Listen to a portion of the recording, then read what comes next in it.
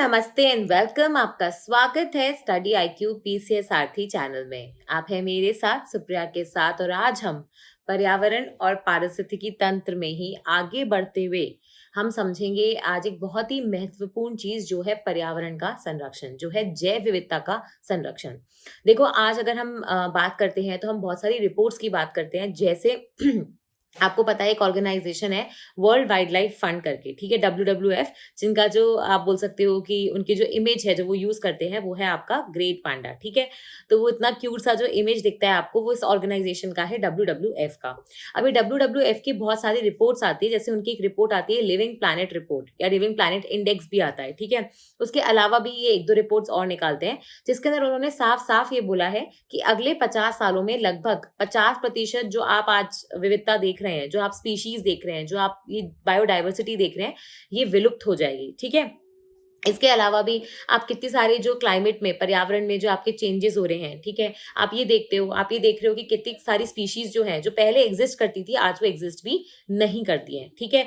तो और इसके अलावा आप ये देखो कि ह्यूमन पॉपुलेशन जो है वो कंटिन्यूसली बढ़ती जा रही है ना। आपको ये पता है कि हमें जिस जमीन पे पहले आप देखोगे जानवर रहते थे, आज उसी जमीन पे हम लोग खेती बाड़ी, इंडस्ट्रीज, रोड्स, रेलवेज, ठीक है, एयरपोर्ट्स, ये सारी चीजें बना रहे हैं। तो आप ये देखो कि हो क्या रहा है कि सेम जमीन के लिए ही, ठीक है, सेम रिसोर्सेज के लिए ही आप भी compete कर रहे हो और एनिमल्स, जानवर, जैव विविधता भी आपसे compete कर रही है, ठीक है। इसीलिए कहीं ना कहीं आप देखोगे कि यहाँ से हमें जैव विविधता का जो संरक्षण होता है, जो वाइल्ड लाइफ कंजर्वेशन है, उस पर थोड़ा सा ध्यान देने की जरूरत है। तो जो आज की क्लास होगी उसमें हम वाइल्ड लाइफ कंजर्वेशन, ठीक है, उसके जितने मेथड्स होते हैं, जैसे वैसे तो मेथड्स बहुत सारे होते हैं लेकिन हम उसका वर्गीकरण करते हुए दो पार्ट्स में उसको डिवाइड करते हैं। एक होता है आपका एक्सीटू और एक होता है आपका इनसीटू, ठीक है। एक्सीटू इनसीटू क्या है ये मैं आपको आगे बताऊंगी जब हम ये अच्छे से, मतलब थोड़ा डिटेल में और बहुत सारे मेथड्स को पढ़ेंगे, ठीक है। लेकिन अभी के लिए हम ये वाली क्लास शुरू करेंगे। देखो, सबसे पहले तो बायोडाइवर्सिटी होती क्या है। देखो, एक तो होता है कि जब आप आंसर लिख रहे हो आप लिख दो एक जनरलाइज आंसर, ठीक है। तो अगर वो 2 नंबर का क्वेश्चन होगा तो आपको उसमें आधा नंबर मिलेगा, ठीक है। और एक होता है कि जब आप कोई आंसर लिख रहे हो तो उसमें आप थोड़ा सा किसी ऑर्गेनाइजेशन का नाम लिख के, फॉर एग्जांपल अगर आप फूड सिक्योरिटी की बात करते हो, अगर आप खाद्य सुरक्षा की बात करते हो, तो वहां पे अगर आप कोई डेफिनेशन लिखते हो और वो अगर फाओ ने दी है, ठीक है, which is food and agriculture organization, तो आपकी डेफिनेशन को एक वैलिडिटी मिलती है, एक क्रेडिबिलिटी मिलती है और कहीं ना कहीं आप ये देखोगे कि आपको नंबर भी थोड़े ज्यादा मिलते हैं, ठीक है। तो वही चीज है कि बायोडाइवर्सिटी को आप चाहो तो कैसे भी लिख सकते हो, ठीक है। आप ये लिख सकते हो कि ऑल द लिविंग डाइवर्सिटी जो एग्जिस्ट करती है वो सारी आप देखोगे इसके अंदर आ जाएगी, ठीक है। लेकिन अगर आप वही डेफिनेशन जो किसी अच्छी ऑर्गेनाइजेशन ने किसी समिट में या किसी पेपर में दी है तो वहां से क्या होगा कि आपको फायदा होगा, ठीक है। तो बायोडाइवर्सिटी की अगर मैं बात करूं तो 1992 में जो अपनी अर्थ समिट हुई थी, जिसको हम लोग रियो दी जेनेरियो ब्राजील समिट भी बोलते हैं, अर्थ समिट भी बोलते हैं, रियो समिट भी बोलते हैं, ठीक है। सबसे महत्वपूर्ण समिट थी एक्चुअली पर्यावरण के लिए, क्लाइमेट चेंज के लिए। तो वहां पे आप देखोगे डेफिनेशन दी गई थी कि जैव विविधता का मतलब क्या होता है, जितनी भी आपकी वेरिएबिलिटी एग्जिस्ट करती है, ठीक है, लिविंग ऑर्गेनिजम्स में, अब चाहे वो बहुत ही छोटे माइक्रोस्कोपिक लेवल पे हो या फिर बहुत बड़े हिप्पोपोटामस वाले साइज के, ठीक है, कहीं से भी आ रहे हो, चाहे वो जेनेटिक डाइवर्सिटी हो, चाहे वो स्पीशीज की डाइवर्सिटी हो, चाहे वो पारिस्थितिकी तंत्र की डाइवर्सिटी हो, ठीक है, चाहे वो पानी में रहने वाली भिन्नता हो या फिर वो जमीन पे रहने वाली भिन्नता हो या फिर ऐसी भिन्नता जो पानी और जमीन दोनों पे रह सकती है, ठीक है। तो ये सारी चीजों को हम लोग किस में लेंगे, जैव विविधता यानी बायोडाइवर्सिटी में, ठीक है। ये डेफिनेशन बहुत अच्छी डेफिनेशन है, इसलिए मैंने इसको यहाँ पे इंक्लूड भी किया है ताकि आप इसको एक दो बार पढ़ लोगे ना। देखो, आपको मैंने इसका हिंदी में पूरा समझा दिया कि ये क्या है, तो कभी भी कोई डेफिनेशन याद करो ना तो उसको हमेशा पॉइंट्स में बना के याद करो, ठीक है। जैसे ये पहला हो जाएगा, ये दूसरा हो जाएगा, ये तीसरा हो जाएगा, ये चौथा हो जाएगा, ये पांचवा, तो ऐसे आपके पास 5-6 पॉइंट्स निकल जाएंगे। और अगर आपको 6 पॉइंट्स याद है तो जब आप एग्जाम में लिखोगे भी तो भी आपको क्या होगा कि याद आ जाएगा, अच्छा हाँ इसमें 6 पॉइंट्स हुआ करते थे। तो अपने आप देखोगे आपको अच्छी तरीके से डेफिनेशन रिप्रोड्यूस कर पाओगे, ठीक है। अब आता है सबसे इंपॉर्टेंट टॉपिक, वो है जैव विविधता का संरक्षण यानी बायोडाइवर्सिटी कंजर्वेशन, ठीक है। इसका मतलब क्या होता है, किसी चीज को संरक्षण करने का मतलब क्या होता है कि वो जिस स्थिति में है उसी में आप उसको बचाने की कोशिश कर रहे हो। अगर उसकी स्थिति खराब हो गई है तो पहले उसकी स्थिति अच्छी करोगे और वापस उसका संरक्षण करने की कोशिश करोगे, ठीक है। इसका मतलब ये है कि आप बेसिकली जैसी आपके यहाँ विविधता मिलती है उसको प्रिजर्व करना चाहते हो, ठीक है। आप ऐसा नहीं है कि मैं ये नहीं बोल रही कि आप बिल्कुल भी रिसोर्सेज यूज मत करो भाई, इस तरीके से तो आप बोलोगे कि मैम, आप बोलोगे कि आम के पेड़ों को बचाना है तो आम खाना बंद कर दो, नहीं।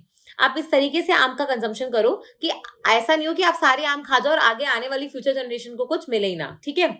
जिसको हम बोलते हैं सतत विकास, हमें यहाँ पे सतत विकास करना है। आप भी खाओ लेकिन इस तरीके से खाओ कि आगे आने वाली जनरेशन के लिए भी बचा रहे। ऐसा नहीं हो कि आप उस पेड़ को पूरा एक्सप्लॉइट कर दो और इस तरीके से एक्सप्लॉइट कर दो कि उससे मिलने वाले जो बेनिफिट्स हैं वो अब किसी को भी ना मिले, ठीक है।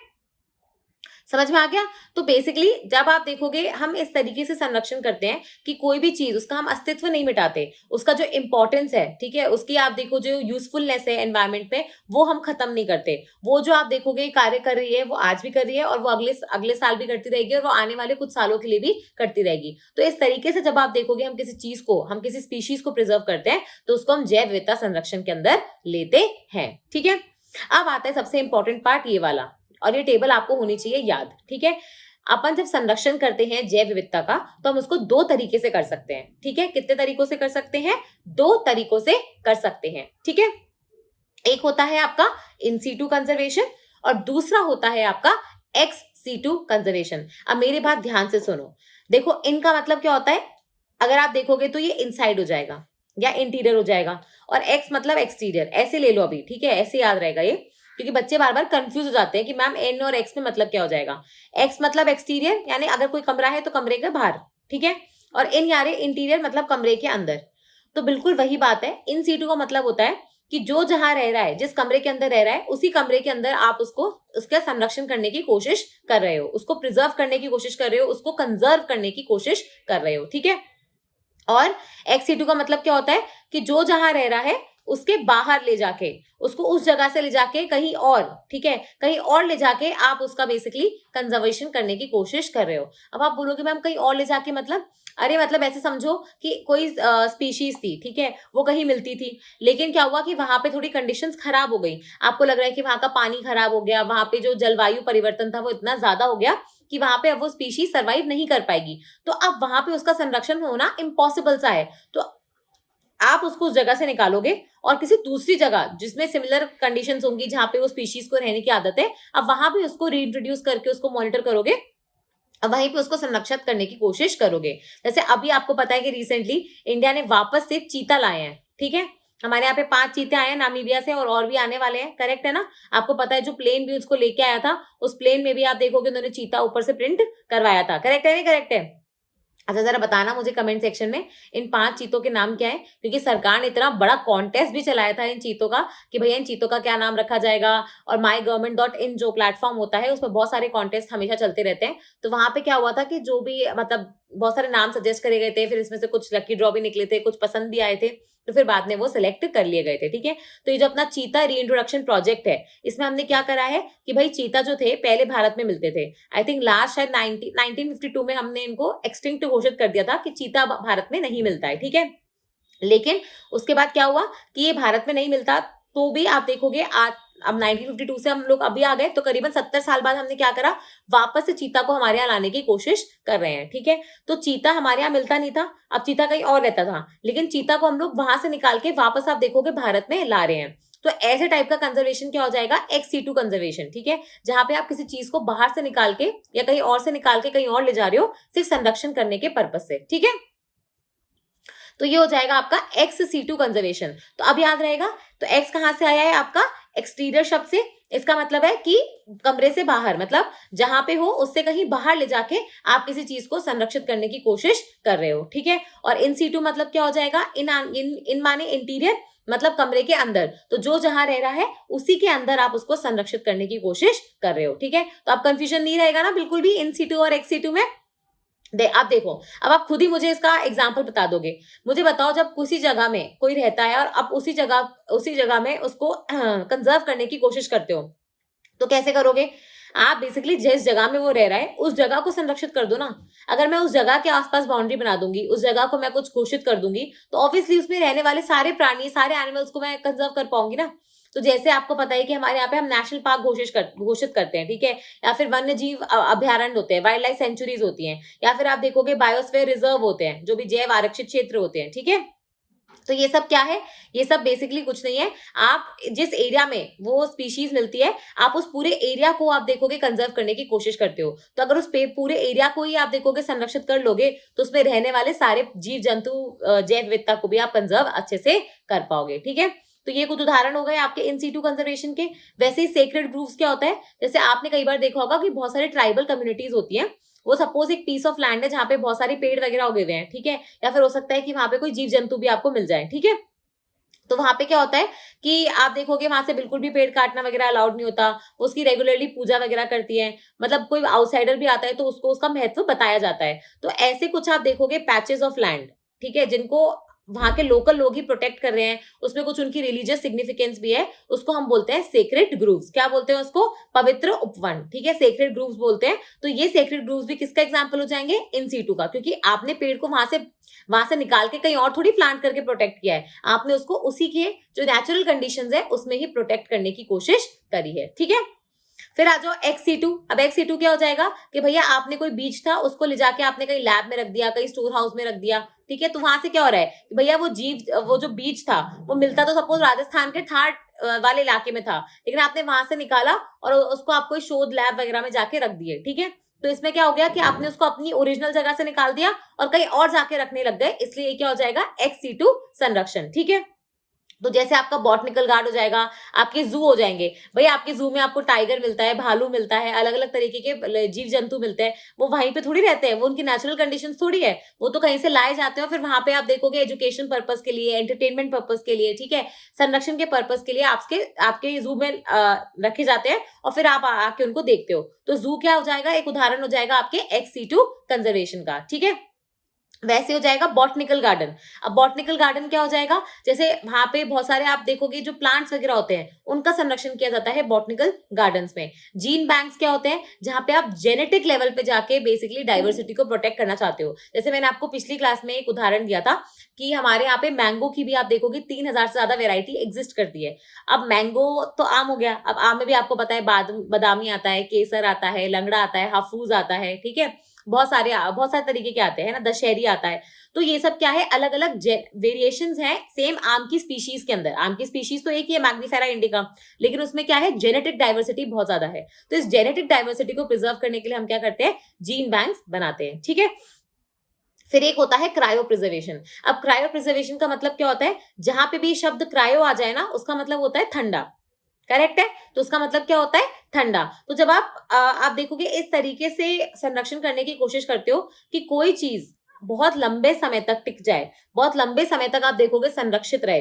अगर आप कोई सपोज करो एनिमल्स का कोई पार्ट लेके आते हो, ठीक है, तो उसमें क्या होता है कि जरूरी नहीं है कि सपोज आपने फ्लैश लिया है, कोई भी अदर चीज ली प्रोटेक्ट करने के लिए, तो हो सकता है कि वो कुछ सालों में सड़ जाए। लेकिन अगर आप उसको एक डेफिनेट टेम्परेचर पे, किसी डेफिनेट लिक्विड के अंदर, ठीक है, बहुत ही ठंडे टेम्परेचर पे रखोगे, तो वो लंबे समय तक आप प्रिजर्व कर सकते हो, उससे फिर एक्सपेरिमेंट कर सकते हो, अपनी रिसर्च कर सकते हो। तो इसको हम बोलते हैं क्रायो प्रिजर्वेशन। इसके अलावा भी बहुत सारे मेथड्स हैं, हम जैसे जैसे आगे बढ़ेंगे लेक्चर में मैं आपको बताती जाऊंगी। लेकिन यहाँ पे थोड़ा एक ओवरऑल व्यू मिल जाएगा। तो क्या हो जाएगा कि अगर आपका 5 नंबर का क्वेश्चन भी आता है, 10 नंबर का क्वेश्चन भी आता है, तो आप इजिली ये टेबल बना के एक्सप्लेन भी अगर करके आते हो तो आपको नंबर मिल जाएंगे। ठीक है, तो सबसे पहले हम चलते हैं एक्स-सीटू कंजर्वेशन। तो जरा बताना मुझे एक्स-सीटू कंजर्वेशन क्या होता है? अभी तो बताया, जहां पे आप बेसिकली एक्सटीरियर, आप उनको अपने ही इलाके से निकाल के, अपने ओरिजिनल इलाकों से निकाल के, अपने नेचुरल जगह से निकाल के कहीं और जाके उनको प्रिजर्व करने की कोशिश करते हो। ठीक है, तो इसमें क्या हो जाएगा? जैसे आपको पता है कि हमारे यहाँ बीच में घड़ियाल जो थे वो काफी ज्यादा विलुप्त होने लग गए थे। आपको पता है ना, घड़ियाल आपको चंबल, सोन, गंगा इन सब नदी में मिलते हैं। घड़ियाल कैसे दिखते थे याद है? मैंने पिछली बार दिखाया था, घड़ा जैसा उनका स्नाउट होता है। क्रोकोडाइल वाली उसके ही होते हैं, लेकिन इनका ऐसे आगे घड़े जैसा स्नाउट बना होता है। ठीक है, तो ये जो घड़ियाल थे आप देखोगे बहुत से कारणों के कारण, जैसे आप देखोगे ये फिशिंग नेट्स में जो थे उसमें पकड़े जा रहे थे। फिर कई बार आप देखोगे फ्लैश और मेडिसिन वगैरह के लिए भी इनकी हंटिंग वगैरह भी हो रही थी। इनके एग्स वगैरह टिक नहीं पा रहे थे, पोल्यूशन बहुत ज्यादा बढ़ गया था, इनको साफ रिवर का पानी चाहिए होता है जीने के लिए। तो बहुत सारे विशेष कारणों की वजह से आप देखोगे घड़ियाल जो थे वो काफी ज्यादा कम हो गए थे। ठीक है, तो इनको प्रिजर्व करने के लिए फिर हमने क्या करा कि घड़ियाल को वहां से निकाला जो बचे हुए थे, और उनको बेसिकली साफ पानी में अलग, मतलब छोटे छोटे ऐसे जो पॉन्ड्स होते हैं ना, उसमें जाके अलग अलग जूज में उनको रखा, वहां पे उनकी ब्रीडिंग करवाई, तो उनके बच्चे पैदा करवाए, और उसके बाद आप देखोगे उनकी सफिशिएंट जब पॉपुलेशन हो गई तब हमने उनको वापस से जाके नदी में छोड़ा। ठीक है, समझ में आ गया? तो ऐसे करके आप देखोगे हमने उनको उनका कंजर्वेशन या संरक्षण करने की कोशिश करी। वैसे आप देखोगे आपका सीड बैंक मैंने बता दिया, बॉटनिकल गार्डन बता दिया। अब रिक्रिएशनल गार्डन, हॉर्टिकल्चर गार्डन्स मतलब वही है जहाँ पे आप देखोगे विभिन्न प्रकार के जो अपने पौधे होते हैं उनको आप बेसिकली लाते हो, वहां पे उगाते हो। वहां पे आप देखोगे प्रॉपर नर्सरीज वगैरह भी कई बार बना सकते हो ताकि लोग उन पौधों को ले जाए और अपने अपने घरों में भी संरक्षण करें। ठीक है, तो आज की जो क्लास होगी उसमें हम जो एक्स-सिटू कंजर्वेशन है वो पूरा समझेंगे और साथ में हम लोग नेशनल पार्क जो अपना राष्ट्रीय पार्क होता है उसके बारे में आप देखोगे थोड़ा सा पढ़ेंगे और देखेंगे कि आपको इन्फॉर्मेशन कहाँ से मिल सकती है। ठीक है, तो यहाँ पे देखो एक्स-सिटू कंजर्वेशन की अगर मैं बात करूं तो ये अलग अलग प्रकार मैंने यहाँ पे लिख रखे हैं। ठीक है, तो अब हम इनको एक एक करके डिटेल में समझेंगे। सबसे पहले आता है आपका जू, और जू का वैसे फुल फॉर्म होता है जूलॉजिकल पार्क, ठीक है, या जूलॉजिकल गार्डन। जू तो हम छोटे फॉर्म में बोल देते हैं। जू कितना मजा आता था ना बचपन में, आप देखोगे जो स्कूल की ट्रिप्स वगैरह भी होती थी वो भी हमें मतलब स्कूल की तरफ से आप देखोगे लेके जाते थे ना, जूज में दिखाते थे, फिर हमें बताते थे कि भाई ये जानवर होता है, ये करता है, ये खाता है, और फिर आके बोलते हुए थे कि इस पे अगले दिन नोट्स बना के लेके आना। ठीक है, तो जू क्या होता है, एक एरिया होता है जिसमें आप देखोगे कि बहुत सारे एनिमल्स को आप रखते हो। वहां पे एनिमल्स होते हैं, कई बार बर्ड्स भी हो सकती हैं, कई बार आप देखोगे रेप्टाइल्स वगैरह। तो बेसिकली बहुत सारे जीव जंतु जो होते हैं आप उनको रखते हो, उनको एनक्लोजर्स में रखते हो। ठीक है, कई बार आप देखोगे एनक्लोजर जो होता है पूरा कवर्ड होता है, जैसे सांप जो होता है ऑब्वियसली आपको पता है क्योंकि वो कहीं से भी निकल सकता है, तो उसको कांच के एनक्लोजर में, उसको जाली वाले एनक्लोजर में नहीं, कांच के एनक्लोजर में रखा जाता है। ठीक है, वैसे आप देखोगे जो जिराफ वगैरह होते हैं क्योंकि उनको घूमने के लिए बहुत ज्यादा बड़ी स्पेस चाहिए, लेपर्ड को बहुत बड़ी स्पेस चाहिए, तो उनका क्या होता है कि उनका पूरा क्लोज नहीं होता, उनका एक तो बहुत बड़ा इलाका होता है और साथ में बड़ी बड़ी जालियां होती है, जैसे 3-3 मीटर ऊंची लंबी जालियां होती है जिनको पता है कि वो क्रॉस नहीं कर पाएंगे चढ़ के। ठीक है, और उसके बाद वो पूरा अंदर का इलाका खुला होता है, ऑलमोस्ट आपको ऐसा लगेगा कि जंगल का कोई हिस्सा जो है आपने उसके बाहर बाउंड्री लगा दी हो और उसके अंदर फिर आप देखोगे लेपर्ड, चीते, ये सब रहते हैं। ठीक है, समझ में आ गया। और कई बार आप देखोगे आपने ओपन जूस भी देखे होंगे। ओपन जूस में क्या होता है कि ऑलमोस्ट आप देखोगे सिर्फ एक ही बाउंड्री रहती है, जैसे आप जहां पे चल रहे हो, जो पाथ होता है जहां पे आप चलते हो बस उसके आसपास आप देखोगे बाउंड्री होती है, बाकी पीछे के साइड पे पूरा जू खुला होता है, आपस में इंटरकनेक्टेड होता है। ठीक है, तो आप ये देखोगे जो जूस होते हैं, ठीक है, वो क्या हो जाएंगे बेसिकली एक ऐसे एरियाज जहां पे एंक्लोजर हो भी सकता है, नहीं भी हो सकता, जो ओपन हो भी सकता है, नहीं भी हो सकता, जो सेमी नेचुरल हो सकता है, नहीं भी हो सकता। ठीक है, बट यहाँ पे क्या होता है, इसका पर्पस क्या होता है जू का, मैंने बताया ना, एक तो एंटरटेनमेंट होता है ऑब्वियसली, दूसरा एजुकेशन पर्पस होता है, तीसरा संरक्षण होता है। बहुत सारे जूज में इस वक्त आप देखोगे कुछ ऐसी स्पीशीज को कंजर्व किया जा रहा है जिनका जो IUCN स्टेटस है वो क्रिटिकली एंडेंजर्ड ऑलरेडी हो चुका है, या फिर ऐसे स्पीशीज के ब्रीडिंग प्रोग्राम चलाए जा रहे हैं जो बहुत ही ज्यादा कम हो गई है नंबर्स में। तो जू में क्या होता है कि आप कंजर्वेशन भी करते हो। ठीक है, अब जैसे ये कैप्टिव ब्रीडिंग होता है, कैप्टिव ब्रीडिंग का मतलब यही होता है कि भैया आपने किसी को कैप्चर किया और फिर अब आप देखोगे उसकी ब्रीडिंग करवा रहे हो ताकि उसके जो बच्चे पैदा होंगे इस वजह से क्या होगा कि वो स्पीशीज आगे चलेगी। भाई रिप्रोडक्शन एक तरीका होता है जिससे आप अपनी प्रजाति को आगे ले जाते हो। अगर सपोज आपकी प्रजाति में बहुत कम नंबर्स रह गए हैं, है ना, तो आपको चाहिए कि भाई ज्यादा से ज्यादा बच्चे पैदा हो, और आपको लग रहा है कि नेचुरल एनवायरमेंट में बच्चे पैदा नहीं करेंगे, तो आप क्या करते हो कि इनको कैप्चर करते हो, इनको किसी इंक्लोजर में रखते हो, इनको बेसिकली मॉनिटर करते हो और फिर इनकी ब्रीडिंग करवाते हो ताकि इनके बच्चे पैदा हो और इनका स्पीशीज आगे चल सके। ठीक है, फिर एक और तरीका जिसमें हम लोग एक्स-सिटू कंजर्वेशन करते हैं वो होता है आपका एक्वेरियम। अब एक्वेरियम तो आपको पता है कि छोटे साइज के भी होते हैं जो आपको घरे में मिल जाते हैं, और एक आपको पता है जैसे दुबई वगैरह जाओगे, न्यूयॉर्क जाओगे तो वहां पे आपको पता है कि इतने बड़े बड़े एक्वेरियम है कि ऐसे जैसे बीच में आप चल सकते हो और ये पूरा देखो ऐसे ऐसा लगेगा कि आपको समुद्र के बीच में से आप चल रहे हो, बस आपके आगे पीछे उन्होंने क्या कर रखा है, एक ग्लास की वॉल लगा रखी है ताकि आपको पूरा वो दिखता चले, मतलब ऊपर भी देखोगे तो ग्लास की वॉल है और ऊपर से आपकी मछली गुजर रही है। ठीक है, तो इतने बड़े बड़े एक्वेरियम भी हो सकते हैं। बट एक्वेरियम क्या होते हैं बेसिकली एक ऐसे आप देखोगे कंजर्वेशन का तरीका जिसमें एक आर्टिफिशियल तरीके से आप पानी के अंदर जो स्पीशीज होती है उनको कंजर्व करने की कोशिश करते हो। तो कई बार आप देखोगे शार्क्स और वेल्स भी आपको दिख जाएंगी इतने बड़े बड़े एक्वेरियम में, जहां पे आप देखोगे ऊपर नीचे साइड आइड में सब जगह ग्लासेस लगे होते हैं, और अपने घरों में गोल्ड फिश। ठीक है, फिर एक और तरीका जो होता है वो होता है बॉटनिकल गार्डन। ठीक है, अब बॉटनिकल गार्डन क्या होता है, मैंने बताया ना आपको, बॉटनी मतलब क्या होता है, प्लांट्स। तो जब आप प्लांट्स को बेसिकली कहीं कहीं जगह से लाते हो, फिर एक जगह पे उगाते हो, उनको संरक्षण करने की कोशिश करते हो। आप यहाँ पे देखोगे कि उनका नाम लिखा होता है, साइंटिफिक नेम लिखा होता है, कई बार उनके यूजेस वगैरह भी लिखे होते हैं। ठीक है, तो ऐसे करके आप क्या करते हो कि एक ही जगह पे बहुत सारी प्लांट की जो अलग अलग प्रकार की स्पीशीज है उनको प्रोटेक्ट करने की, उनको कंजर्व करने की कोशिश करते हो। ठीक है, तो आप ये देखोगे कि जो लार्जेस्ट बॉटनिकल गार्डन है वर्ल्ड में, उसमें कितने स्पेसिमेन मिलेंगे आपको, 6 मिलियन समझ में आ रहा है आपको? 6 मिलियन, 60 लाख से ज्यादा आप देखोगे तरीके के आपको प्लांट्स वहां पे मिल जाएंगे। और जो लार्जेस्ट बॉटनिकल गार्डन इंडिया में है वो आपको दिखेगा, उसमें है 1 मिलियन स्पेसिमेन, ठीक है।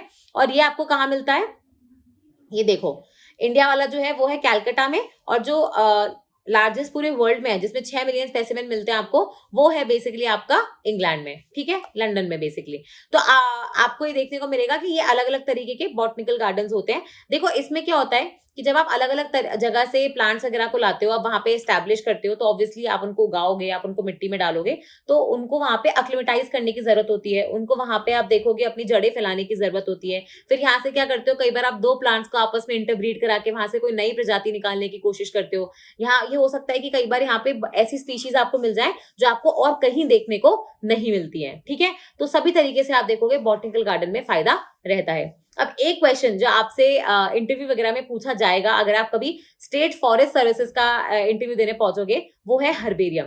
और फिर आपसे पूछेंगे कि मैडम हर्बेरियम और बॉटनिकल गार्डन में क्या फर्क होता है, ठीक है।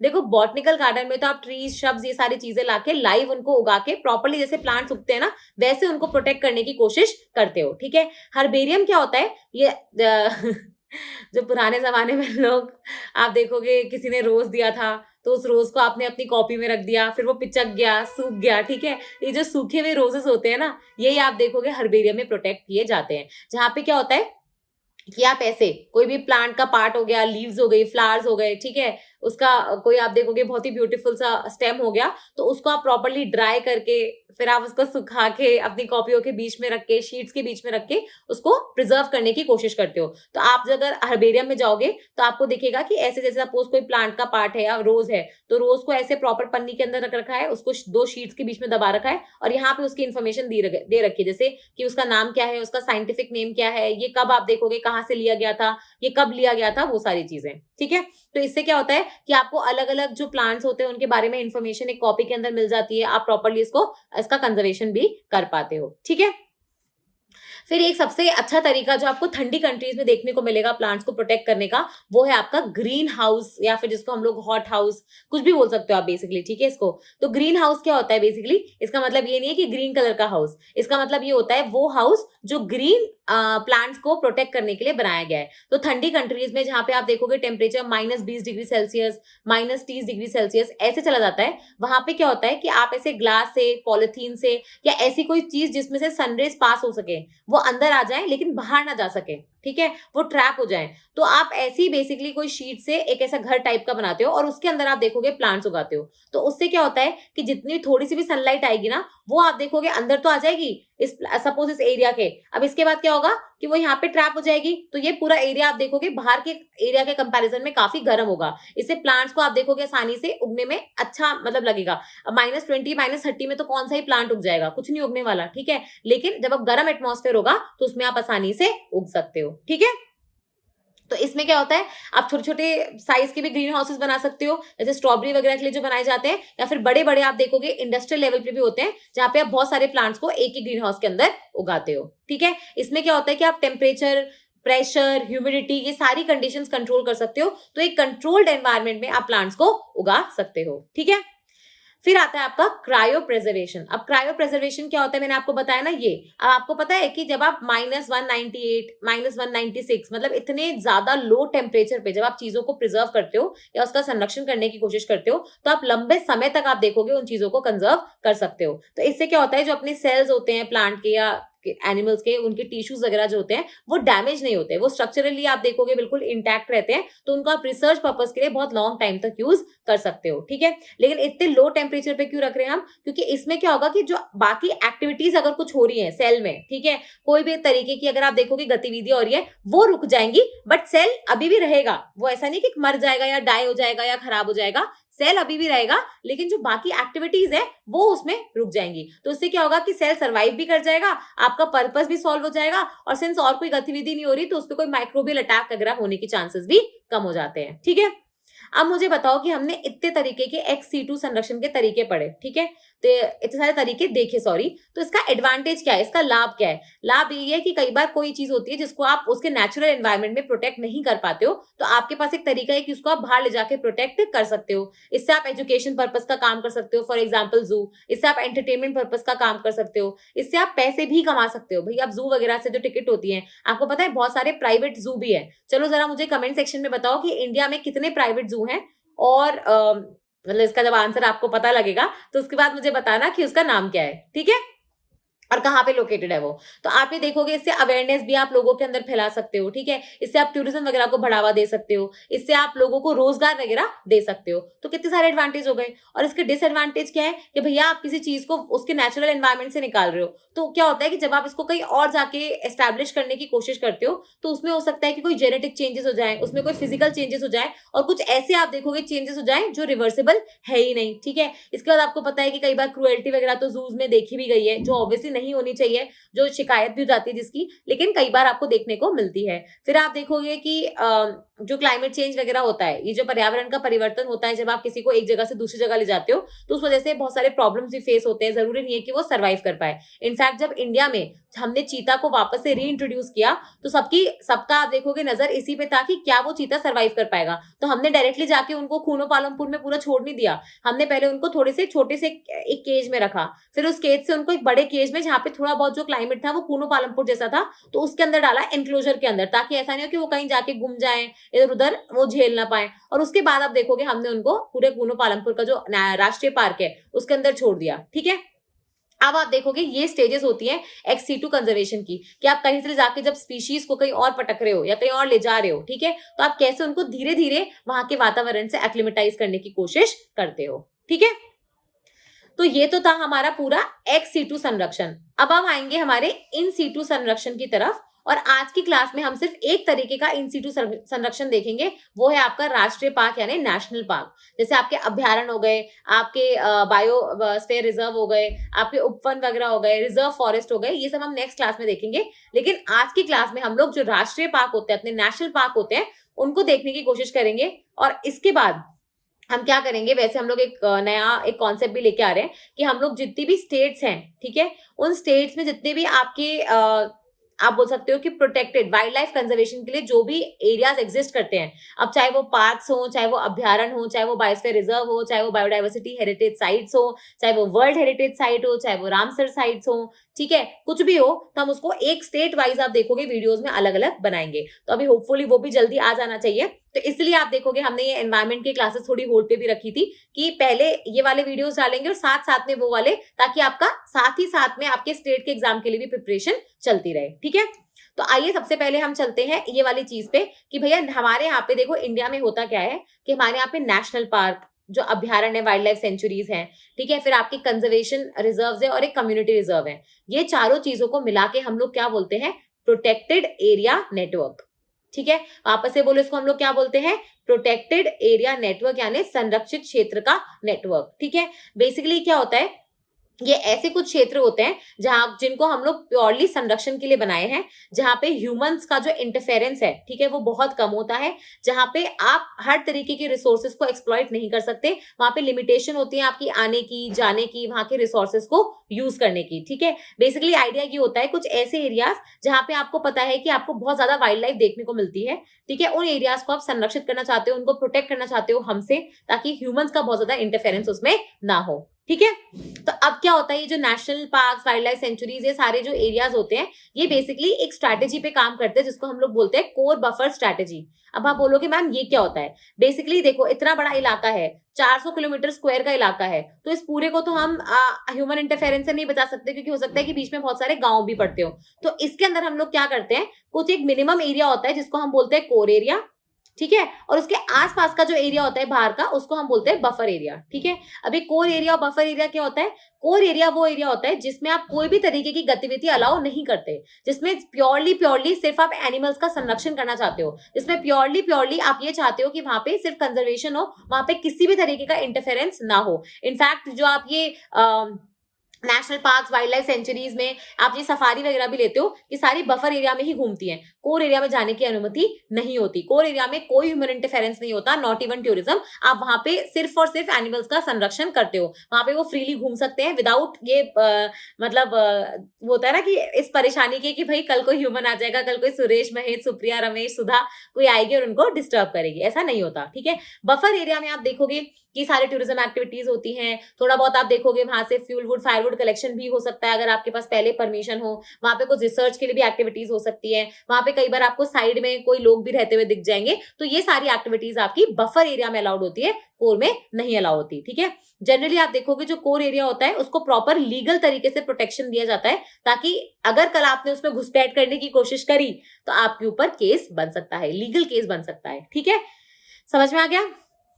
तो ये तो था आपका प्रोटेक्टेड एरिया नेटवर्क। तो इसी में जो एक पार्ट है आपका वो होता है नेशनल पार्क, जिसको हम लोग बोलते हैं राष्ट्रीय पार्क। ठीक है, अब ये राष्ट्रीय पार्क बनाते क्यों हैं, इसका उदाहरण क्या होता है, इसमें आप देखोगे इंडिया में कितने राष्ट्रीय पार्क है, अभी लेटेस्ट कौन से राष्ट्रीय पार्क आए हैं, ये सब हम समझेंगे। सबसे पहले और नेशनल पार्क की तरफ देखो, नेशनल पार्क बनाया क्यों जाता है, ये हमारे दिमाग में क्या है कि अगर आप, अच्छा ठीक है, अगर आपका कोई फ्रेंड यूएस में है ना, तो उनको पूछना कि आप क्या नेशनल पार्क कैसा होता है, तो आप ये देखोगे कि इंडिया में जो नेशनल पार्क का जो कॉन्सेप्ट है ना, वो यूएस के नेशनल पार्क के कॉन्सेप्ट से बहुत अलग है।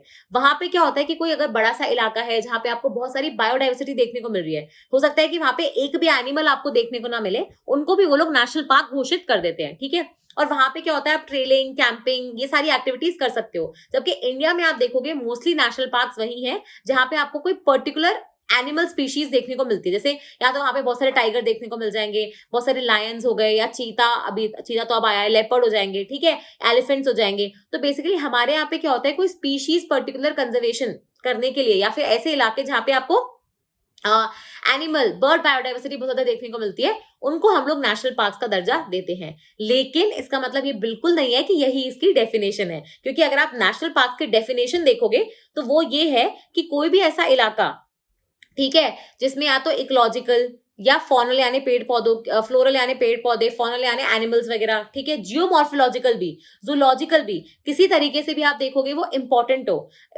हो कि अगर वहां पे हम उसको संरक्षित करें तो वहां से हो सकता है कि बहुत सारी वाइल्ड लाइफ को हम प्रोपोगेट करें, प्रोटेक्ट कर सके, तो इसलिए हम उसको राष्ट्रीय पार्क घोषित कर सकते हैं बहुत सारे कारणों की वजह से। लेकिन होता हमारे यहाँ मोस्टली एनिमल्स के कंजक्शन, मतलब देखो आइडिया ये है कि एनिमल्स की स्पीशीज जो होती है वो दिखती हैं, ठीक है, आपको समझ में आता है कि भैया यहाँ पे 100 टाइगर रह गए हैं, अगर हमने इसको कंजर्व नहीं किया तो ये 30 ही रह जाएंगे, तो उसको कंजर्व करके आप चाहते हो कि 200-300 बने, तो इसलिए आपने क्या करा, जहां पे वो मिलते हैं उस इलाके तक को आपने नेशनल पार्क का दर्जा दे दिया। ठीक है, अब इससे क्या होगा कि वहां पे इंटरफेरेंस कम हो जाएगा, यहाँ पे आवाजाही कम हो जाएगी, वहां लोग आप देखोगे कुछ हंटिंग वगैरह करने से भी डरेंगे। ठीक है, कोई ह्यूमन एक्टिविटी अलाउ नहीं की जाती नेशनल पार्क में, याद रखना। और ये सबसे बड़ा फर्क है कि वाइल्ड लाइफ सेंचुरी में फिर भी कुछ एक्टिविटी अलाउ की जाती है, नेशनल पार्क में आप देखोगे कोई एक्टिविटी अलाउ नहीं की जाती है without chief wild life warden जो होता है उस स्टेट का, उसकी परमिशन के। ठीक है, ये सब कहाँ मेंशन है हमारा, तो हम आगे जाके एक एक्ट है हमारे, ठीक है, उसका नाम है वाइल्ड लाइफ प्रोटेक्शन एक्ट, जो 1972 में आया था। इनफैक्ट इंडिया पहला देश था पूरे विश्व में जिसने ऐसा कोई वाइल्ड लाइफ के संरक्षण के लिए कोई एक्ट लाया था, ठीक है, कोई अधिनियम लाया था। तो आप ये देखोगे कि वहां पे मेंशन कर रखा है कि नेशनल पार्क के अंदर कोई एक्टिविटी अलाउ नहीं की जाएगी अंटिल उस स्टेट का चीफ वाइल्ड लाइफ वार्डन जो है उसको अलाउ कर दे। ठीक है, अब आप देखोगे कि इंडिया में लगभग, अगर मैं आज की बात करूं, देखो मुझे नहीं पता कि आप वीडियो कब देखोगे और मैं कब रिकॉर्ड कर रही हूँ इसको और ये आप तक कब पहुंच रहा है, लेकिन अभी के प्रेजेंट टाइम में आप देखोगे 106 नेशनल पार्क है इंडिया के अंदर, और ये आपको डेटा पता होना चाहिए, ठीक है, ये याद होना चाहिए, जो लगभग लगभग इंडिया का 1.5% से कम हिस्सा, मतलब अगर इंडिया का जितना भी ज्योग्राफिकल एरिया है उसका 1.5% से कम हिस्सा जो होता है वो ये 106 नेशनल पार्क जो है ऑक्यूपाई करते हैं। ठीक है, अब ये है आपकी फैक्चुअल चीजें कि इंडिया का सबसे लार्जेस्ट नेशनल पार्क कौन सा हो जाएगा, ये अपना जम्मू कश्मीर वाला हेमिस नेशनल पार्क हो जाएगा। ठीक है, अपना स्मॉलेस्ट, सबसे छोटा आप देख सकते हो सिर्फ 0.03 किलोमीटर स्क्वायर का हो जाएगा, ये आपका जो अंडमान एंड निकोबार वाला इलाका है ना, वहां पे मिलता है आपको साउथ बटन नेशनल पार्क। एक हमारे यहाँ पे फ्लोटिंग वाला भी है, वो केबुल लमजाओ नेशनल पार्क जो है, जो मणिपुर में आपको मिलता है, जहां पे आपको डांसिंग डियर्स भी देखने को मिलते हैं। ठीक है, जहां पे आपको फुमड़ी मिलती है जो बेसिकली पानी के ऊपर फ्लोट करती है। ठीक है, और फिर आप देखोगे इंडिया का जो हाईएस्ट नेशनल पार्क है, जो हाईएस्ट एल्टीट्यूड पे है, वो है आपका हेमिस नेशनल पार्क। ठीक है, अब यहाँ पे मैंने क्या करा है, कुछ आप देखोगे नेशनल पार्क जो है वो 2021 है ना, 2022 ऐसे डिक्लेयर करे गए हैं, तो यहाँ पे मैंने उनकी इंफॉर्मेशन लिख रखी है। लेकिन उसके पहले हम क्या करेंगे, मैं आपको एक बार वहां पे गूगल पे ले जाके बताती हूँ कि आपको ये इन्फॉर्मेशन कलेक्ट कहाँ से करनी है, ताकि आपको सही स्रोत पता लगे जहां से ये इन्फॉर्मेशन कलेक्ट की जा सकती है और आप राइट जगह से पढ़ाई करो। देखो, पढ़ना इंपॉर्टेंट है, लेकिन उससे ज्यादा जिस सोर्स से आप पढ़ रहे हो ना, वो भी इंपॉर्टेंट होता है। अगर वही गलत हुआ, वही पुराना हुआ, तो आपकी इन्फॉर्मेशन और आपका स्कोर दोनों ही कम रह जाएगा। ठीक है, तो यहाँ पे हम क्या करेंगे, हम गूगल खोलेंगे। तो ये गूगल में मैंने आपको हमेशा बोला है कि एनविस की एक वेबसाइट आती है, तो ये देख सकते हो आप यहाँ पे। ठीक है, इस वेबसाइट पे आप क्लिक करोगे। ठीक है, यहाँ पे जाओगे तो यहाँ पे आप देखोगे कि साइड में उन्होंने बहुत सारे यहाँ पे दे रखे हैं, tiger reserve, elephant reserve, biosphere reserve, ठीक है, रामसर साइट्स, ऐसे ऐसे ऐसे। तो नीचे जाओगे जब आप देखोगे प्रोटेक्टेड एरियाज, तो यहाँ पे आप नेशनल पार्क्स पे क्लिक करोगे। हाँ, तो इस पे नेशनल पार्क्स पे जब हम क्लिक करेंगे, देखो, ठीक है, तो ये ऐसा पेज खुल के आएगा। अब यहाँ पे सबसे इंपॉर्टेंट चीज क्या है, ये पढ़ना कि नेशनल पार्क होता क्या है। मैं आपको अभी भी बोल रही हूँ कि जो हम जिस तरीके से हम डिक्लेयर करते हैं नेशनल पार्क, वो बहुत अलग है वर्सेस जो एक्चुअली में हमारी डेफिनेशन दे रखी है। एक ऐसा एरिया, ठीक है, जो किसी सेंचुरी के अंदर या बाहर कहीं भी हो सकता है, जिसको कौन नोटिफाई करता है, से अपना जो नेशनल पार्क होता है वो कौन डिक्लेयर करता है कि नेशनल पार्क है आज से, या तो स्टेट गवर्नमेंट भी कर सकती है, या वो आप देखोगे सेंट्रल गवर्नमेंट भी कर सकती है। रीजन क्या हो सकते हैं कि वहां पे आपको इस तरीके की कोई भिन्नता देखने को मिलती है, या तो इकोलॉजिकल या फॉनल या फ्लोरल या जियोमॉर्फोलॉजिकल या जूलॉजिकल, ठीक है, जिसमें आप प्रोपगेशन या प्रोटेक्शन करना चाहते हो वाइल्ड लाइफ का, ठीक है, उसके नेचुरल एनवायरनमेंट में। ठीक है, कोई ह्यूमन एक्टिविटी नहीं है, यहाँ पे आप देख सकते हो। फिर यहाँ पे आप देखो 101 ही लिखा है, और इन्होंने दिसंबर 2019 का डेटाबेस दिया है। लेकिन यहाँ पे आप देखोगे तो उन्होंने 2020 तक का डेटाबेस लिया है। और यहाँ पे अगर आप देखोगे तो उन्होंने काउंटिंग वाइज, स्टेट वाइज आप देखोगे नेशनल पार्क दे रखे हैं, और ये भी बता रखा है कि कब कब नोटिफाई हुए थे और इसका क्या क्या एरिया है। तो यहाँ पे देखो, जैसे आपकी जो स्टेट है वहां से आप इजिली देख सकते हो। तो यहाँ पे आप नीचे जाते जाओगे तो यहाँ पे 104 तक ही आ रहा है, लेकिन एक्चुअली में अभी 106 नेशनल पार्क्स है। ये डेटा अभी अपडेट नहीं हुआ है। तो आप जैसे सपोज करो, यहाँ पे टाइप करो नेशनल पार्क्स इन इंडिया। ठीक है, अगर आप विकिपीडिया पे जाओगे, ठीक है, तो यहाँ पे भी आप देखोगे आपको स्टेट वाइज नेशनल पार्क्स देखने को मिल जाएंगे, और पूरा आपको लिस्ट मिल जाएगा यहाँ पे कि कौन कौन से नेशनल पार्क्स आए हैं। ठीक है, तो मैं आपको सिर्फ सोर्सेज बता रही हूँ कि जहां से आप ले सकते हैं। ओके, और यहाँ पे देखो, आप देख सकते हो 106 नेशनल पार्क्स हैं। मैं वही बता रही हूँ कि वहां पे अपडेट नहीं हुआ है। इसके अलावा आप क्या कर सकते हो, आप नेशनल पार्क्स टाइप करो और PIB लिखो उसके आगे। ठीक है, तो उसमें क्या होगा कि, हाँ, ये देखो, अब ये जो PIB की इंफॉर्मेशन होती है ना, ये है आपका प्रेस इंफॉर्मेशन ब्यूरो, जो सरकार का ही होता है। ठीक है, इसमें क्या होता है कि वो लोग जो भी लेटेस्ट इंफॉर्मेशन आई होगी नेशनल पार्क के ऊपर, अगर कोई नेशनल पार्क नया बना भी होगा तो फिर आप देखोगे आपको यहाँ पे देखने को मिल जाएगा। अब ये देखो, ये दिख रहा है आपको wild life institute of India, ये भी आप देखोगे सरकारी संगठन है। और यहाँ पे देखो नेशनल पार्क्स के बारे में उन्होंने क्या लिख रखा है कि 106 नेशनल पार्क्स हैं, इतना एरिया कवर करते हैं। और ये देखो, इनका जो डेटा है वो 2022 मई में अपडेट हुआ है। सबसे ज्यादा अपडेटेड डेटा आपको यहाँ पे मिल जाएगा। ठीक है, ये मैं इसलिए बता रही हूँ ताकि आपको चीजें याद रहे, आपको पता रहे कि आपको कौन से सोर्सेज से लेना है। कई बार आप देखोगे कि सोर्सेज ऐसे भी होते हैं जो खुद अपडेटेड नहीं होते हैं, तो क्या हम पुरानी इन्फॉर्मेशन पढ़ेंगे क्या? नहीं। और यहाँ पे देखो, उन्होंने नाम नहीं बता रखे हैं, लेकिन जैसे आंध्र प्रदेश में 3 नेशनल पार्क है, अरुणाचल में 2 हैं, ऐसे करके आप देखोगे उन्होंने सारी स्टेट्स का बता रखा है, और एंड में 106 आया है। ठीक है, समझ में आ रहा है आपको? और ये लास्ट देखो, आप यहाँ पे देख सकते हो अपडेट भी 31 में 2022 में हुआ है। ठीक है, और ये भी बता रखा है कि कौन सी स्टेट का कितना परसेंटेज एरिया जो है वो नेशनल पार्क में गया है। तो यहाँ पे आप इजिली ये भी देख सकते हो कि भैया कौन सी स्टेट में काफी ज्यादा हिस्सा जो है वो नेशनल पार्क को गया। फॉर एग्जाम्पल देखो, सिक्किम में एक ही नेशनल पार्क है, लेकिन सपोज सिक्किम का अगर 100 किलोमीटर का एरिया है तो 25 किलोमीटर स्क्वायर का जो एरिया है वो तो अकेले एक नेशनल पार्क ने ले लिया। ठीक है, उसके अलावा आप देखोगे अंडमान एंड निकोबार में आपको बहुत सारा एरिया दिख जाएगा। ठीक है, तो ये आप यहाँ से इंफॉर्मेशन निकाल सकते हो। ठीक है, ये आपका नेशनल पार्क का इंफॉर्मेशन हो जाएगा। ओके, तो अब यहाँ पे आप क्या करोगे, आपका काम क्या है, देखो मैंने आपको नेशनल पार्क्स का जो लिस्ट था वो यहाँ से आप देख सकते हो। आप अपनी अपनी स्टेट जो है उसको खोलोगे। जैसे फॉर एग्जांपल मैं एग्जांपल ले लेती हूँ, सपोज मैंने राजस्थान का लिया, तो राजस्थान में 5 नेशनल पार्क्स हैं। ठीक है, एक तो डेजर्ट नेशनल पार्क है, केला देवी घाना वाला हो जाएगा, मुकुंदरा हिल्स, रणथंभौर और सरिस्का। ठीक है, अब इन पांचों के बारे में आपको क्या करना है, आपको बस इनको टाइप करना है और आपको इन्फॉर्मेशन बेसिक लेनी है। ठीक है, अब वैसे तो मैं कहूंगी कि आपको पांचों के बारे में पढ़ने की जरूरत नहीं है, पर जो कोई नया लेटेस्ट आया होगा आपकी स्टेट में, अब यहाँ पे आपकी पीपीटी काम आएगी। कैसे कि अगर आई एम सो सॉरी,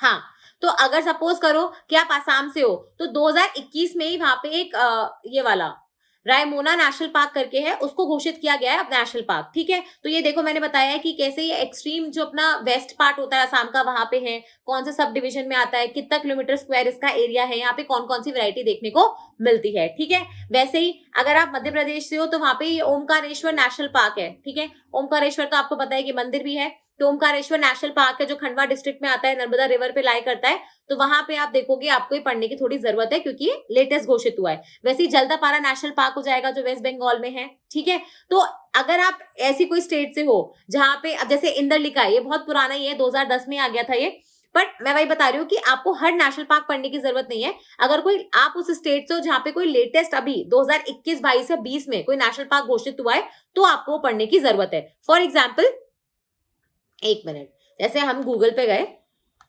हमने यहाँ पे टाइप किया लेटेस्ट नेशनल पार्क्स, ठीक है, इन इंडिया।